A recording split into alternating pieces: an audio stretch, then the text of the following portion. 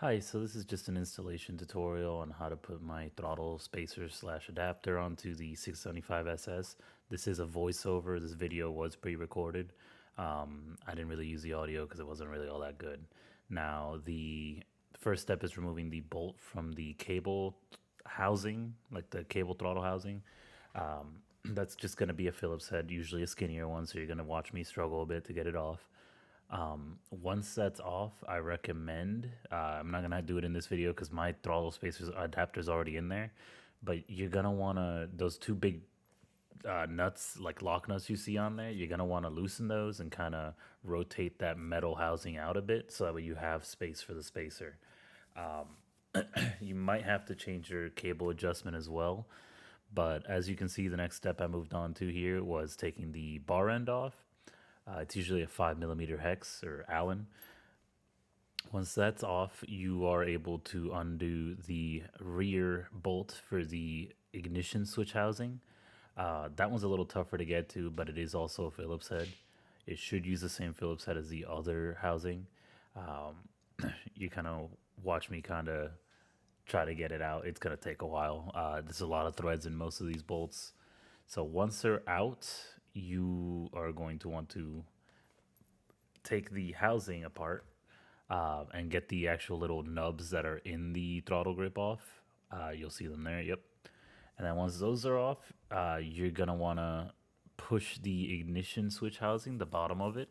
You can either push it side to side or pull forward like I just did there, and it should come down. Now it's just the bottom piece, and there are cables, so please do be careful.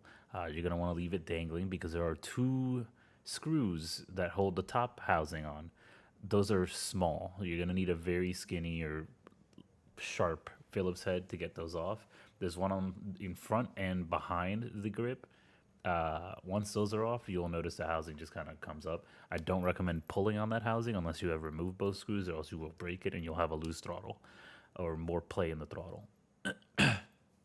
But once you get that top housing off, you will see one more screw.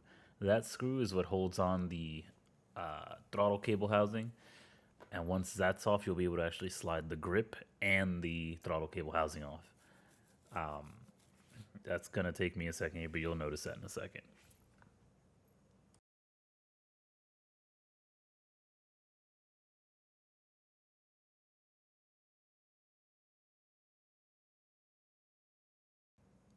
Now, once you get that off, you will see that your grip is now loose. Once that comes off, you'll notice my adapter is already on there. I'm going to actually remove it and kind of show you how to clip it on, but I do have heated grips. That's why I chose to make the adapter in the first place. What you do is you just flex it over the end of the grip. It's not really, or the throttle tube. There shouldn't be any real play in there. It should stick pretty well. So it'll move side to side when it's not in its housing, but once it's in the housing, it's held on by that housing, so it will not have any play or move around or anything like that. I already have my cables pre-adjusted. You're gonna probably have to adjust them out. Make sure once you get it all together. Actually, I wouldn't even wait till you get it all together. Just kind of bolt it down and test it first. You would turn on the bike, see if the idle has gone up at all, because that means you're actually slightly resting on the throttle. If you remove the lock nut, you are able to adjust your throttle and tighten it, tighten the adjuster, so that way there's more play in the throttle. That way it makes room for that new clearance from the new adapter. As you'll notice, I kind of struggled a bit. I recommend putting the ignition switch cover back on before you try to put your whole grip back together, just because it won't really fit with those two throttle cable housings.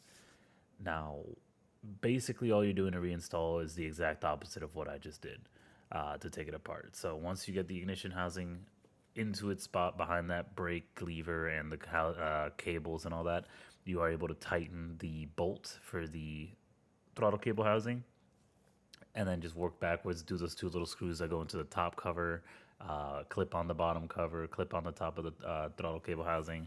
Just make sure that everything's tight and set. That way you don't have to worry about them coming loose later on.